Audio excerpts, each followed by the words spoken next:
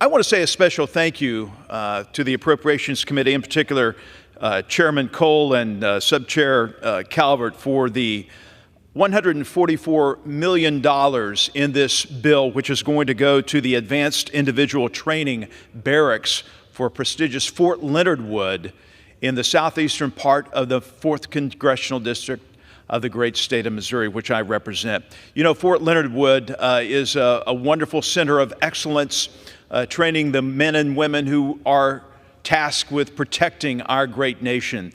And I was down there last year and visited and saw the need for new barracks on this great facility. It was real, Mr. Speaker, and with this money, I also want to thank Secretary Wormuth of the Army for making this a priority and in the President's budget, because together we are working to increase our retention and our recruitment for the armed services. As you know, Mr. Speaker, we have issues with recruitment.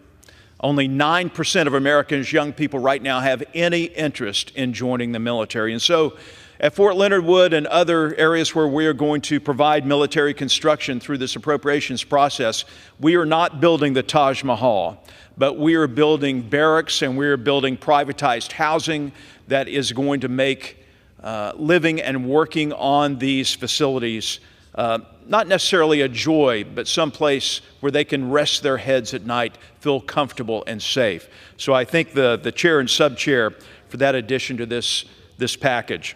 I want to talk now specifically about H.R. 8282, the Illegitimate Court Counteraction Act. And Mr. Speaker, I rise in support of the rule to provide consideration of this act. To be honest, I'm a little disappointed. I'm a little bit disgusted that once again we're having to have these discussions about what we stand for as a nation, in particular protecting the nation of Israel. It is unfortunate, but it is something that we must do. Israel is our strongest ally in the Middle East, and it is under attack. It has been since October 7th. Israel was living in peace until they were attacked on October 7th.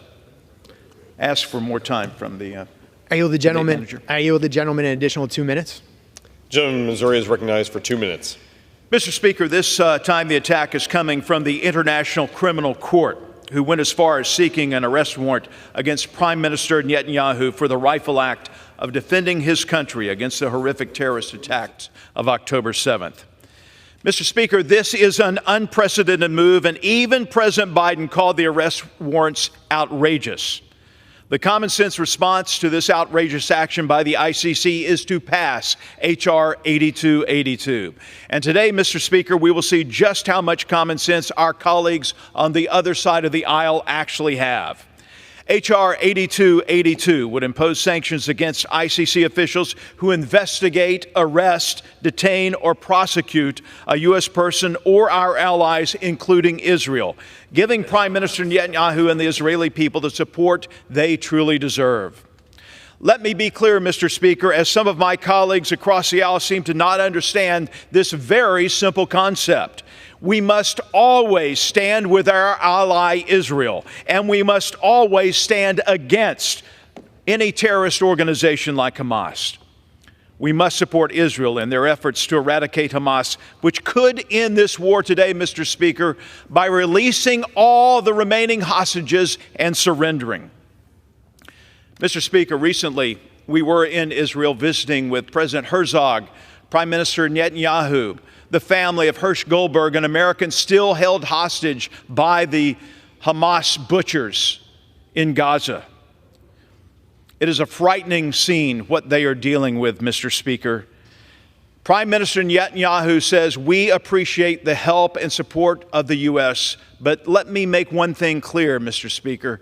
This is what Prime Minister Netanyahu says: we will fight with our fingers if necessary to win this war. Mr. Speaker, war is not pretty. We stand with Israel. We will always stand with Israel, and that's why I urge my colleagues to vote in favor of this rule, and I yield back. Reserve.